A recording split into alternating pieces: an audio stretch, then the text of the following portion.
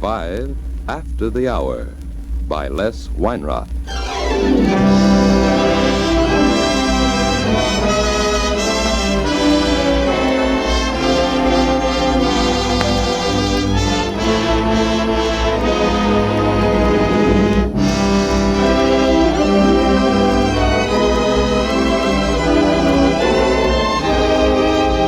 It is 5 after the hour, and the music sets the stage. Music to soothe, music to mollify, music to whistle.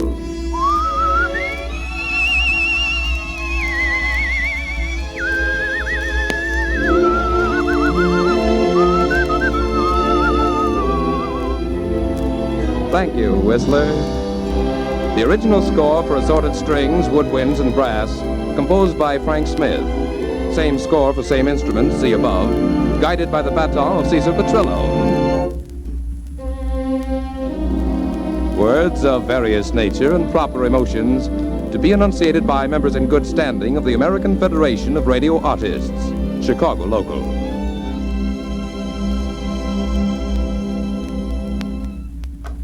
This is 5 After the Hour, and this is the play. Its title, The Life and Times of a Happy Man.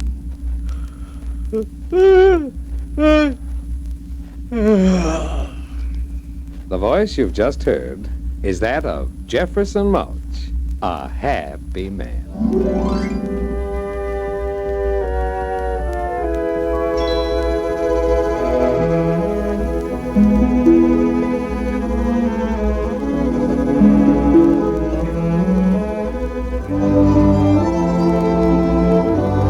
This is the saga of Jefferson Mulch, a happy man. Jefferson Mulch has everything: a lovely wife, 2 lovely children, an expensive townhouse in a fashionable city district, and an equally expensive estate in the suburbs. Furthermore, Jefferson Mulch was the president of 2 large and thriving businesses. He belonged to 2 high-class and exclusive clubs. His 2 lovely children were enrolled in 2 expensive schools, and his lovely wife was a member of 2 society ladies' organizations. Yes, Jefferson Mulch had everything, and was indeed a happy man.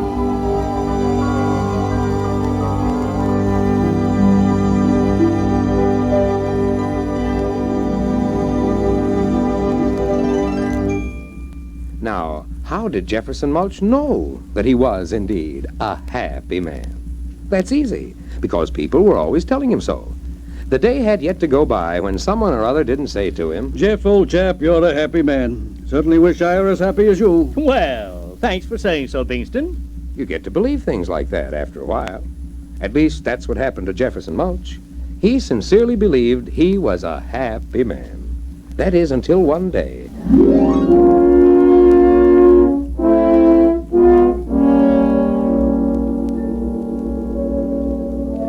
That was the day Jefferson Mulch fell ill with a cold. And because he stayed in bed all that day and wouldn't see anybody, there was no one around to say to him, "Jeff, old chap, you're a happy man. Certainly wish I were as happy as you." And then Jefferson Mulch happened to turn on the radio.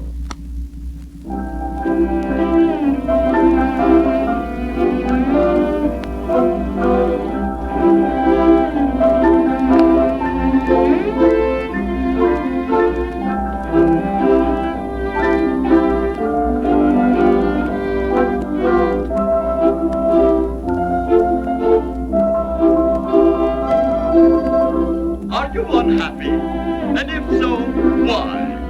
Are you happy? If so, how do you know you are? Just remember, ladies and gentlemen, there's no reason on earth for you to be unhappy. Not when there's a voice of happiness on the air, just waiting for you to come in and discuss your problems with him. Come in and see me. You're welcome anytime. And so until next week. Jefferson Mulch turned off the radio and said to himself, Am I really a happy man? Now, this is where the plot takes a twist. When Jefferson Mulch asked himself that question, there should have been no answer. He was alone. There was no one in the room to reply. Well, practically no one. If you accept his alter ego. Yes, his alter ego was with him and was in a talkative mood. Alter ego, from the Latin, another myself. Very well. Speak, Jefferson Mulch. Reply, alter ego. Am I really a happy man? Ah, now you've hit the nail on the head, Mulch. Are you a happy man? Well, of course I am. I've got everything in the world, haven't I? Don't ask me. How can I know? Gesundheit. Thank you. Not at all. Where were we? You just said you had everything. Oh, yes, yeah, I do. I've got a lovely wife, haven't I? Come, Mulch. Who are you kidding? Well, I'll admit Myrna does get a little tiresome sometimes, but, What? oh, all right, confound you. Myrna's a bore, a terrible bore. Now, are you satisfied? I am if you are. Well, I am. Myrna may be a dull woman, but she's also a beautiful woman. And she loves me. And so do my two lovely children. Your children. Lovely indeed. Cynthia's spoiled and selfish and snobbish. She picks her friends carefully by the size of their bank balances. But then she's been well schooled on that score. Your wife saw to that. Now, see here. And Jonathan. Now there's a boy. If you don't give him what he wants, he pouts. And when you do give him what he wants, he pouts because you haven't given him enough of what he wants.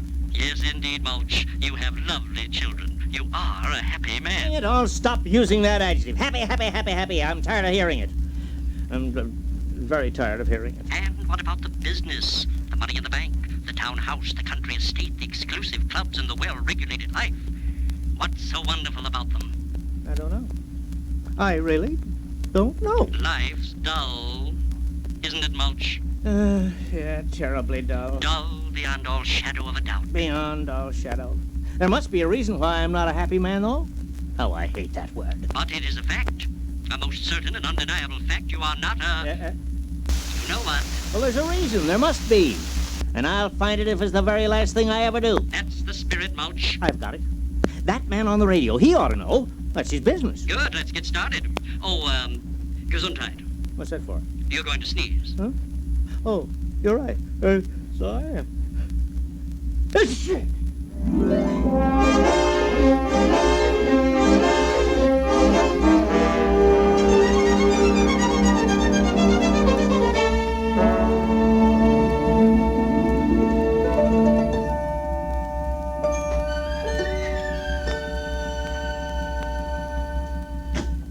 May I help you, sir? I should like to see the voice of happiness. What about, please? Happiness, of course. What's your name, please? Mulch. Jefferson Mulch. Oh, I'll put you down in the book as Mr. J.M. The voice will see you in just a few minutes. Thank you. Just what do you expect to accomplish by an interview with a radio actor, Mr. J.M.? He's not a radio actor. He's a consultant. He analyzes people, tells them why they aren't happy. Were you speaking to me, Mr. J.M.? What? Oh, no, I was just talking to myself. Ready for the next case, Miss G? Well, this is Mr. J.M., sir. He is not a happy man. Wonderful, wonderful, wonderful. How do you do, sir? How do you do? Well, come in, sir. Come in and tell me all your troubles. Nothing could make me happier. Thank you. Now then, just where is the detour on your highway to happiness? Well, sir, it's like this. I have always been a happy man. That is, until this morning, at which time I was in bed with a bad cold.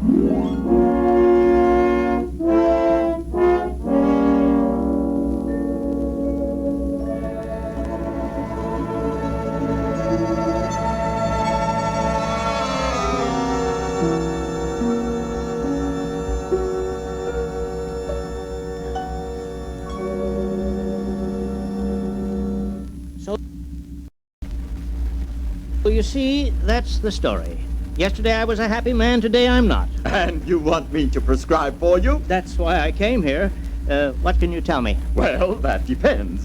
If you want to appear on my radio program and tell your story to my radio audience, I can tell you nothing at this time.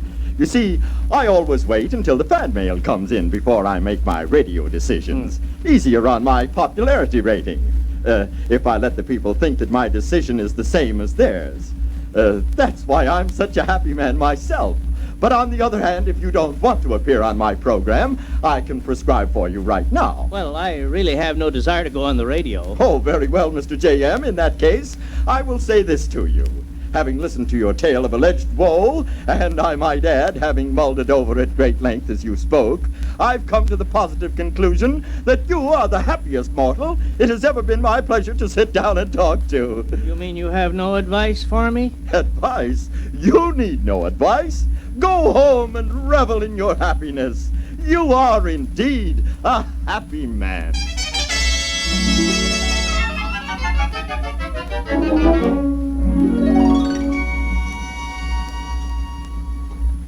I am indeed a happy man, he said. Well then, what are you sitting in this broken-down hotel for? Why don't you go home? He told you were a happy man. What more do you want? Or, doesn't the charm work anymore? No, hang it, it doesn't. Of course, J.M., you lead a pretty well-modulated life, you know. Everything a simple matter of routine. Maybe you ought to go home and kick over the traces, create a little excitement for yourself. You know, that might just fix things up fine. Yes, it's a thought. It's definitely a thought.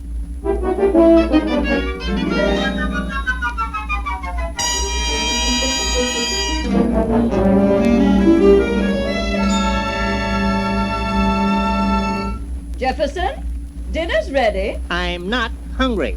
Why, nonsense. It's 6:30, and you're always hungry at 6:30. Tonight I don't expect to be hungry until at least 7. Good, J.M., good.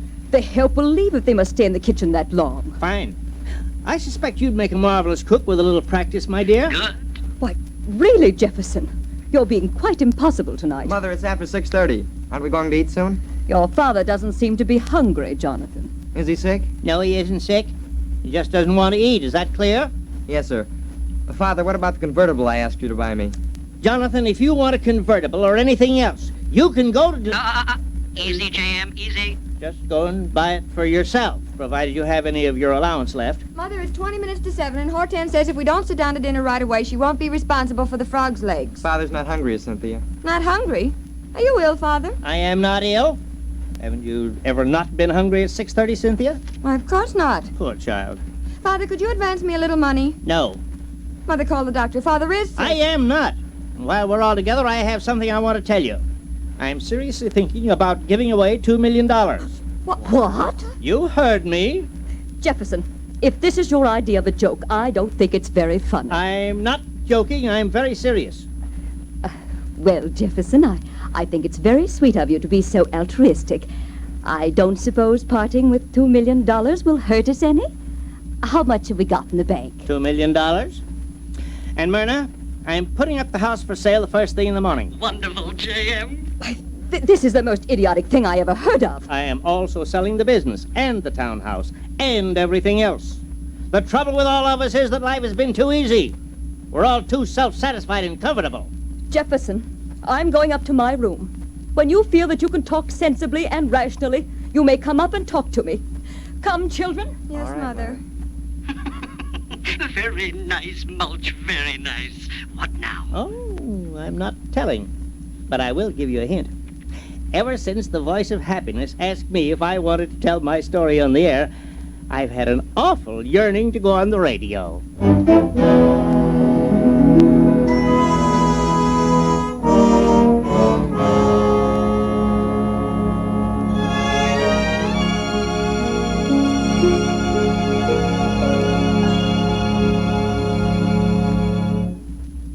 Cynthia, have you any idea how one would go about boiling onions?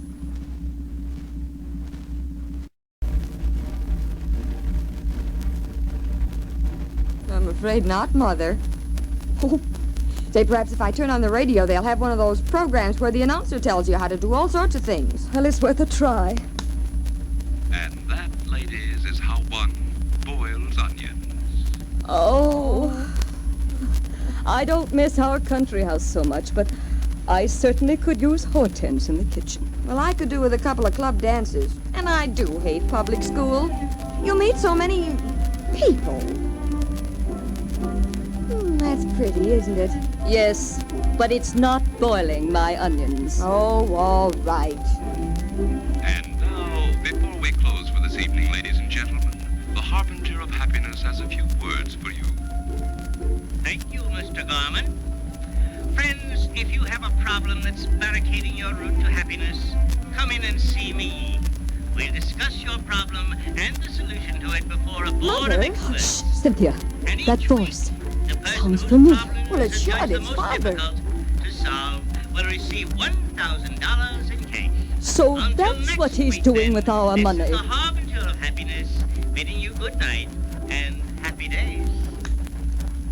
Well, whoever would have thought of Jefferson as a harbinger of happiness? You know, Mother, Father might just become famous doing that. Who knows, but very soon we might have some money in the bank again. How to Be Happy Though Living by Jefferson Mulch has already sold 175,000 copies and is in its 7th printing. Get his John Henry on a contract for a new book, pronto. Happiness is Just a State of Mind by Jefferson Mulch. 150,000 copies. 8 printing. Harbinger of Happiness will be the greatest motion picture ever to come out of Hollywood. Get Mulch out here. We need a technical advisor. Well, Mulch, you've done a great job. Great. It's been fun. I've been a happy man for the past 6 months. There's only one trouble. What's that? I seem to have $2 million in the bank again. Well, hold on to your hat, Mulch. Here we go again.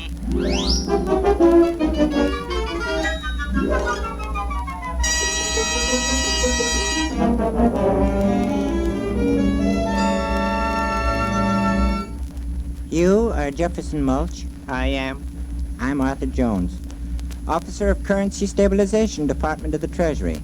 Mr. Mulch, it has been called to our attention that you are doling out a minor fortune to people with problems. That's right. Through my radio program. Well, Mr. Mulch, I'm afraid all that will have to stop. You have no idea what a program such as yours, with its subsequent rewards, can do to rupture a country's economic setup. You mean that my giving away $1,000 a question on my program is upsetting economic standards? Yes, and you have no idea to what extent. After all, everybody has problems. And if you give $1,000 to everyone with a problem, well, just stop a minute and think of the possible consequences. I see what you mean, Mr. Jones, and you can count on me. I have no desire to disrupt the entire nation, and I won't give away another cent on my program.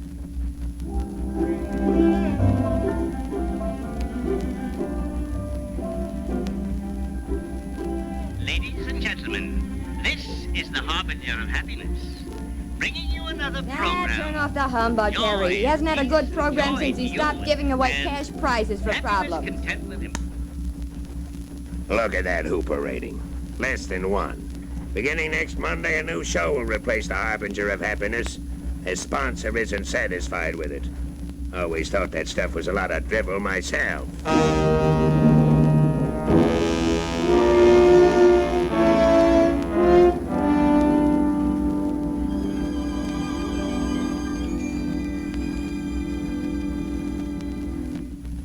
Well, Jefferson? Well, what? Go ahead, Jeff. This is it. You have no job now and no money in the bank. Where do we go from here? Answer, Jeff. Oh, we'll get along, my dear. We've always done all right. Just doing all right isn't good enough anymore, Jefferson. You may like it, but I don't. And neither do your children. We're used to something better than this. Better than what, my dear? Better than doing our own cooking and living in 5 little rooms, sending the children to public school and having to make new friends even while we're dodging the old ones. We're used to better than that, and we expect to get it. Let her have it, Jeff. You haven't learned anything in the past 6 months, have you? You don't know what it is to be happy. You only know what it is to be rich. I've tried to give you the chance to know something better than that, but obviously you don't want it.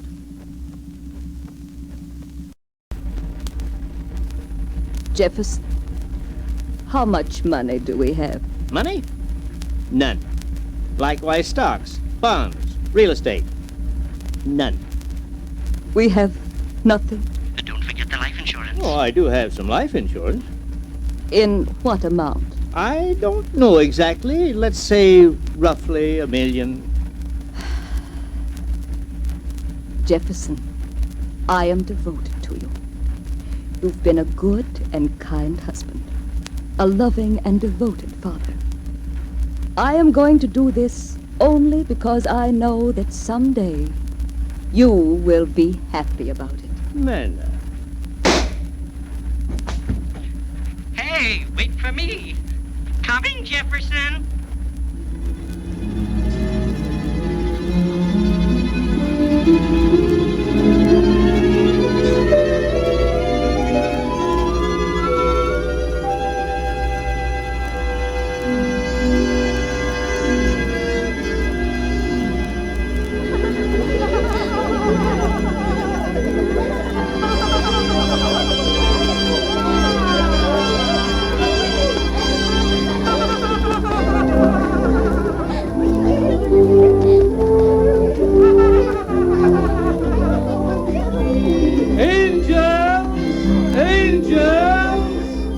Very well, angels.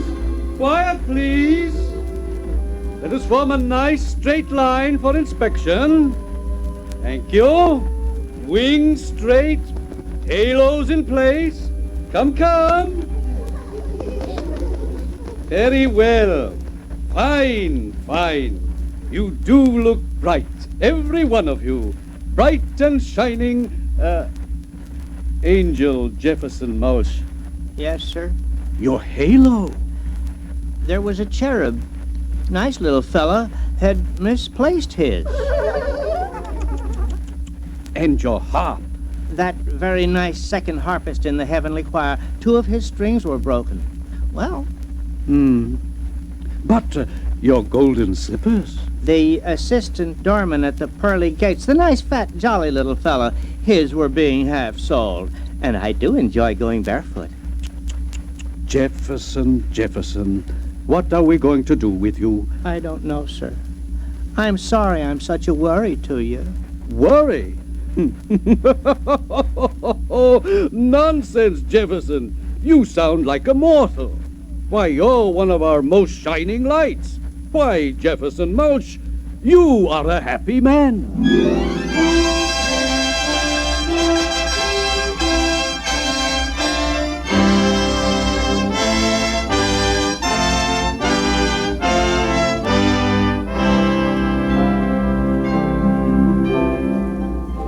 This, then, is the saga of Jefferson Mulch. Jefferson hasn't got a lovely wife anymore, nor 2 lovely children, nor an expensive townhouse, nor an equally expensive country estate. He also has no money in the bank, no thriving business, and he belongs to no exclusive clubs. No, Jefferson has none of these. And little else if you're going to count personal property. But this none can deny. Jefferson Mulch is indeed a happy man.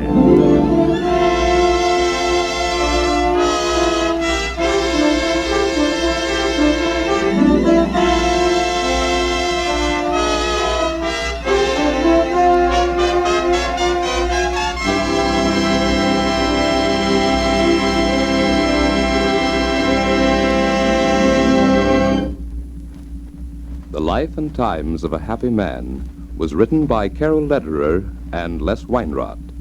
The original score was composed by Frank Smith, and the orchestra was under the direction of Cesar Petrillo. Next week at the same time, you are again invited to meet with us at 5 after the hour by Les Weinrott.